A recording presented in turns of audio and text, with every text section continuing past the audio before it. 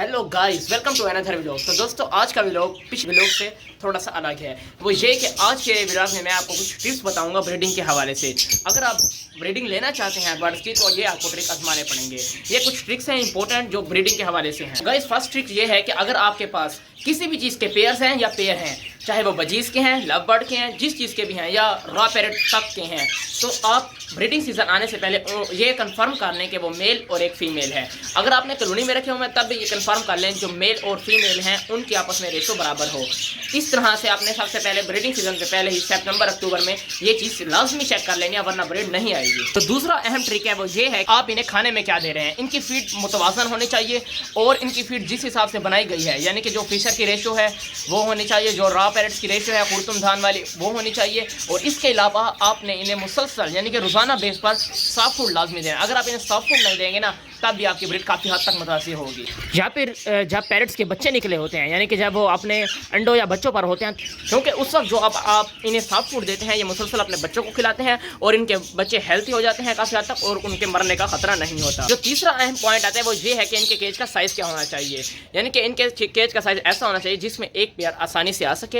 और अगर आपने बर्ड एवरी बनाई हुई है तो उसमें बर्ड एवरी इतनी बड़ी होनी चाहिए कि पेयर आपस में लड़े नहीं और वो आसानी से उसमें रह सकें। एवरी अगर आपके पास छोटी है तो आप उसमें कुछ कम पेयर रख लें, लेकिन आपने ज़्यादा पेयर को नहीं रखना। अब जैसे ये मेरे पास एवरी है बजीज़ की, तो इसमें मैंने 15 पेयर बजीज़ के रखे हुए हैं। तो 15 पेयर इसमें आसानी से रह सकते हैं और डिस्टर्ब भी नहीं होते, और 15 पेयर की इसमें डोलियाँ भी आसानी से लग जाती हैं। तो ये साइज़ उनके लिए बिल्कुल ठीक है। मेरी एवरी की जो चौड़ाई है वो 2.5 फीट है और जो लंबाई है वो तकरीबन 12 फुट है। इसके अलावा जो चौथा अहम पॉइंट है वो ये है कि जो आप मटकियाँ या बॉक्स लगाते हैं अपने बर्ड्स के लिए, चाहे वो बजीज़ हैं या लव बर्ड हैं, तो वो अच्छी तरह से साफ होने चाहिए। और जो आप बजीज़ को मटकी लगाते हैं उसके लिए आपने नेस्टिंग मटेरियल कोई प्रोवाइड नहीं करना। लेकिन जो लोटिनो और लव बर्ड्स के लिए आप लगाते हैं वो ये होता है कि अगर आपके पास लोटिनो है तो आपने उनमें पलाली रखनी होती है जो कि फ्रूटों की पेटी के अंदर आती है। और इसके अलावा अगर आपने फिशर रखे हुए हैं तो उसके लिए आप मूंज वो आपने इनके लिए रखनी है नेस्टिंग मटेरियल, ताकि वो अपना नेस्ट आसानी से बना सकें और उसमें अंडे बच्चे दे सकें। अगर उनके पास नेस्टिंग मटेरियल नहीं होगा तो वो डब्बे में ऐसे ही अंडे दे देंगे और अंडे इधर उधर फैल जाएंगे, जिसकी वजह से अंडों की हैचिंग नहीं होगी और उसके अलावा उसके में से फिर बच्चे भी नहीं निकलेंगे। और जो मटकियाँ और बॉक्स आप इनके लिए लगाते हैं, अगर बॉक्स लगाते हैं तो वो हिलने नहीं चाहिए, और जो मटकियाँ लगाते हैं उनमें भी लचक नहीं होनी चाहिए, वो फिक्स होनी चाहिए। जैसे कि ये है, इसमें हम लचक नहीं है तो मादा जो है वो डरती नहीं है। और इसके अलावा जब वो मादा बाहर आती है या अंदर जाती है तो वो डोली हिलने की वजह से अंडे खराब हो जाते हैं। तो गाइस, इसके अलावा जो एक और पॉइंट आता है मेन पॉइंट ब्रीडिंग के हवाले से, वो ये है फिक्स लकड़ी होनी चाहिए। अगर फिक्स लकड़ी नहीं होगी तो वो उस पर बैठकर क्रॉस नहीं कर सकेंगे, और क्रॉस नहीं कर सकेंगे तो अंडे उनके फर्टाइल नहीं होंगे, और फर्टाइल अंडों से फिर अनफर्टाइल अंडों से फिर बच्चे नहीं निकलते, तो फिर भी आपकी ब्रीड काफ़ी हद तक मुतासिर होगी। आप उनमें एक फिक्स लकड़ी लगाएं जो कि बिल्कुल हिले नहीं और उस पर वो आसानी से क्रॉस कर सकें। तो गाइस, अगला नंबर पर आती है फूड, यानी कि जो आप इनको ड्राई फूड दे रहे हैं, बाजरा दे रहे हैं, चीना कंगी बाजरा दे रहे हैं, तो उसमें यह होना चाहिए कि आपकी जो बाजरा है ना वो मुसलसल तौर पर पड़ा रहना चाहिए, यानी कि कभी ख़त्म ना हो। अगर ख़त्म होगा तो वो बर्ड्स डर जाते हैं कि जब हमारे खाने के लिए कुछ नहीं है तो हम अपने बच्चों को क्या खिलाएंगे। तो ये देखिए, मैंने भी इतना बाजरा तकरीबन एक्स्ट्रा रखा हुआ है इनमें। अब ये इनके लिए बहुत है, ये अगर खाएं तो इनको तकरीबन हफ्ता भी ख़त्म नहीं होता, लेकिन ये मैंने रखा हुआ है और रोज़ाना वैसे थोड़ा सा और डाल देता होता हूँ। इसका ये फ़ायदा होता है कि अगर एक्स्ट्रा फूड पड़ी होगी ना उनके लिए तो वो फिर डरते नहीं है। और ड्राई फूड के अलावा आपने अपने बजीज़ को सॉफ्ट फूड में तो ये दे देना है कि चावल दे देने हैं, कभी सिट्टा दे देना है, कभी क्या चीज़ दे देनी है, इस तरीके से। और इसके अलावा जो पॉइंट आता है वो ये है कि खुराक के साथ, यानी कि खुश खुराक के साथ आपने इन्हें समुद्री झाग और कैल्शियम ब्लॉक प्रोवाइड करने हैं। कैल्शियम ब्लॉक से ये होता है कि इनके अंडे सही होते हैं और जो समुद्री झाग हैं उससे ये ब्रीड पर आते हैं। और जो ड्राई फूड है इसमें आपने सर्दियों के मौसम में जैसे सर्दियाँ आने लगे तो आपने इनमें मकाई डाल देनी है, मकाई नहीं, सूरजमुखी डाल देनी है, सूरजमुखी डालनी है। और सूरजमुखी से ये होता है कि वो थोड़ी सी गर्म होती है और ये ब्रीड पर आते हैं जल्दी। और गाइस, जैसे ही इसके अलावा ब्रीडिंग सीजन एंटर हो आपने इनके लिए डोलियाँ या बॉक्स लगा देने हैं, वो उनको देखकर ब्रीड पर आते हैं। अगर वो ना हो तो वो फिर ब्रीड पर नहीं आते, उनका रुझान ब्रीड की तरफ नहीं जाता और फिर वो ब्रीड पर नहीं आते। आपने फ़ौरन ही ब्रीडिंग बॉक्स इनके या मटके जो भी लगाने हैं आपने फ़ौरन टाइम से लगा देने हैं, क्योंकि अब अक्टूबर भी आने वाला है और इसके अलावा ब्रीडिंग सीजन भी आने वाला है, सर्दियाँ भी आ चुकी हैं, तो आप ये काम लाजमी कर लें। और हाँ, एक और अहम बात, जितने आपके पास पेयर्स हैं, यानी कि जितने भी ब्रीडर पेयर हैं आपके पास, उतनी ही आपके पास मटकियाँ होने चाहिए। अगर मटकियाँ ज़्यादा या कम होंगी उससे तो फिर भी ब्रीड नहीं आएगी आपकी।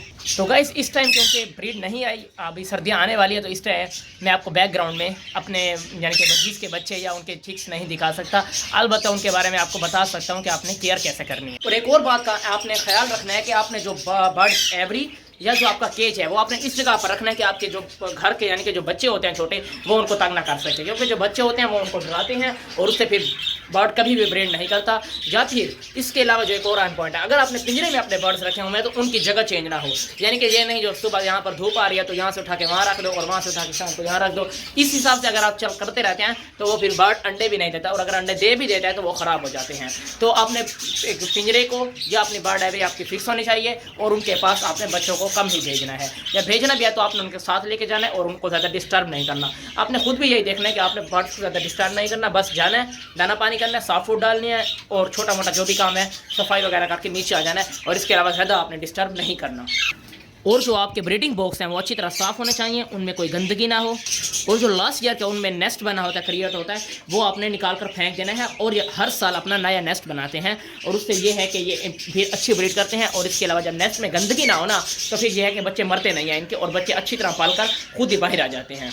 और जो इनके पानी का बर्तन है वो आपने लाजमी 24 घंटे में एक मरतबा चेंज करना है। अगर आप ये चेंज नहीं करेंगे तो इसमें ये होता है कि इनकी बीट्स वगैरह होती हैं और वो उससे बीमार हो जाती हैं। और आपने नेस्टिंग मटेरियल को कम नहीं देना, यानी कि नेस्टिंग मटेरियल जब तक वो बॉक्स बनाते जा रहे हैं आपने लेते जाना है और एक्स्ट्रा तादाद में देना है। जब इनके नेस्ट क्रिएट हो जाए और इसके अलावा वो अपने अंडे दे दें उसमें बॉक्सेस में, तब आपने नेस्टिंग मटेरियल ख़त्म कर देना है इन्हें देना। हाँ, एक और बात जो कि सबसे अहम बात है वो ये है कि आपके बर्ड जो आपने किसी भी केज में या आपने बर्ड एवरी में रखे हुए तो वो आपकी बर्ड एवरी या केज ऐसी जगह पर होना चाहिए जहाँ पर फुल रोशनी आती हो, यानी सूरज की रोशनी, जैसे कि मेरे बर्ड्स में आ रही है पीछे आप देख सकते हैं, फुल रोशनी आ रही है, यहाँ से सूरज है पीछे और फुल रोशनी आ रही है और धूप नहीं आ रही। इस जगह पर आपने रखा है, जितनी रोशनी होती है बर्ड्स उतना ज़्यादा एक्टिव रहते हैं और एक्टिव रहने से उसकी सेहत वगैरह दुरुस्त रहती है और वो फिर ब्रीड पर आता है।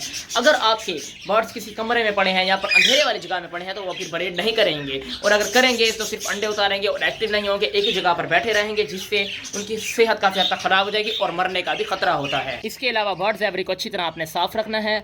अगर आपकी बर्ड्स एवरी गंदी होगी तो कोई भी बर्ड्स उस एवरी कर बीट्स में अपने मुंह मारकर बीमार हो सकते हैं। अगर ब्रीडिंग सीजन में वो बीमार हो गया और ब्रीड भी आपकी नहीं आएगी। यार गाइस देखो यार, मैं वीडियो के चक्कर में ना अपने बर्ड्स को रोटी डालना भूल गया हूँ। ना मैंने अपने बर्ड्स को रोटी डाली है और ना ही मैंने अपने रैबिट्स को रोटी डाली है। ये भी भूखे हैं माशाल्लाह माशाल्लाह, खा रहे हैं। इनको भी डाल देता हूँ रोटी, और ये भी अब भागेंगे एक दूसरे के पीछे बड़े ज़ोर से। अब इनको देखना देखना देखना, वो गए, ये देखें ये देखें ये देखें, वो जा रहा है। अब ये जो मैंने ये रोटी डाल दिया ना, ये इनकी सॉफ्ट फूड है, इसको भी डाल दिया, अपने रॉ पैरेट्स को भी डाल दिया, सबको डाल दिया, तो ये इनकी सॉफ्ट फूड है। क्योंकि ये नरम है तो ये अपने बाजरे की जगह पर ये भी खा लेंगे। ज़रूरी नहीं है कि अपने सॉफ्ट फूड में चने या मकाई देनी है, आप सॉफ्ट फूड में रोटी दे सकते हैं, पालक दे सकते हैं, सब्जियों के छिलके दे सकते हैं, फ्रूट भी दे सकते हैं। ऐसा समझे जो कुछ सब कुछ हम खाते हैं ना वो आप इन्हें दे सकते हैं। क्योंकि तोता होता है, हमने भी ये सुना है कि पहले तो ऐसा होता था, जो तोते होता था ना उसको जो भी घर में पकता था ना वो देते थे। अगर कोई ऐसी चीज़ पक गई या चावल पक गए या कुछ भी पक गया ना उसको दे देते थे। ये ना बिल्कुल भी नखरे नहीं करते हमारी तरह। अच्छा गाइस, एक और अहम बात, आपने ना अपनी बर्ड एवरी में ऐसा नहीं करना कि आपके पास कोकटेल है, लव बर्ड है, फिशर है ना, और इसके अलावा आपकी फिंचीज हैं, बजरी हैं, जो कुछ भी यानी कि आपको पसंद है आपने ले लिया है और एक ही बड़ी एवरी बनाकर उसमें छोड़ दिया है। अगर आप ऐसे करेंगे तब भी आपकी ब्रीड नहीं आएगी। वो इसलिए क्योंकि कोकटेल मारेगा लव बर्ड मारेगा फिशर को, फिशर मारेगा, यानी कि एक दूसरे में वो लड़ाई में ही पूरा वक्त गुजार देंगे और आपको ब्रीड नहीं देंगे। अगर आपके पास कुछ कम परिंदे हैं तो आप उनकी एवरी ना बनाएं, बल्कि अलग अलग केजेस में रख दें। अगर ज़्यादा परिंदे हैं तो आप उनकी अलग अलग एवरी बना लें और फिर आपको ये है कि ब्रीड मिलेगी। तो गाइस, ये तो कुछ अहम सवाल और कुछ अहम पॉइंट जो ब्रीडिंग के हवाले से थे वो मैंने आपको लोगों को बता दिए। अगर इसके अलावा भी आप लोगों का कोई सवाल है या मेरा कोई पॉइंट मैं आपको बताना भूल गया हूँ तो आप कमेंट करके पूछ लेना, इंशाल्लाह मैं जवाब दे दूंगा। तो गाइस, मिलते हैं एक नए टॉपिक के साथ, नए व्लॉग के साथ, नई वीडियो के साथ। तब तक के लिए अल्लाह हाफिज़।